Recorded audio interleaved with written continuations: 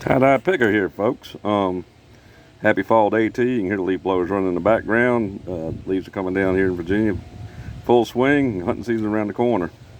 Got to spend a little time yesterday working on this Smith Wesson I picked up for $55 off an auction website. Went through it a little bit, cleaned it up. I believe this was probably a police turn-in gun. They've ran a bunch of these things through there.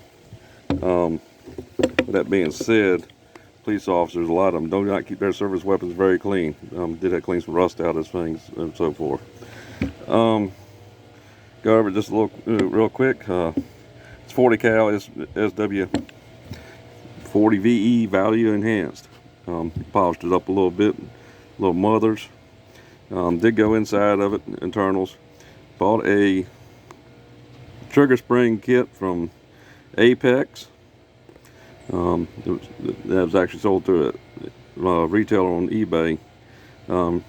Replaced the striker safety spring, and the trigger spring. Trigger pull in these things are notorious being really mushy. It still has a bit of a mushy trigger to it. It did lighten the pull up significantly, probably 2 or 3 pounds if I was to put the gauge on it.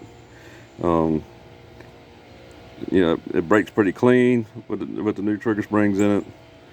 It is what it is. These were, you know, just a duty weapon. This was Smith Wesson getting in there cheap in the polymer market at the date and time. I am going a few other things I'm going to do this thing. I did order a couple magazines for this through Gunmagwarehouse. They seem like they had pretty decent pricing on them. A few other things I'm going to do to it. Eventually I'll get this extractor right there. Don't like that. It was rusted up. It looks like it's functional. It just don't look pretty. But again, you know, what am I going to do this thing? I bought the gun $55, so and that, you know, until this year I'd not even owned a 40. And now I've got 3 40 caliber guns. So firearms. A couple things left to do. I got a holster coming for it. I got some mags coming for it, and I'll try my hand at it.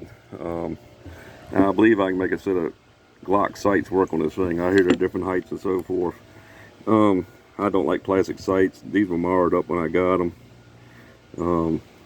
I can buy this rear sight relatively cheap. Midway does carry them, Midway USA.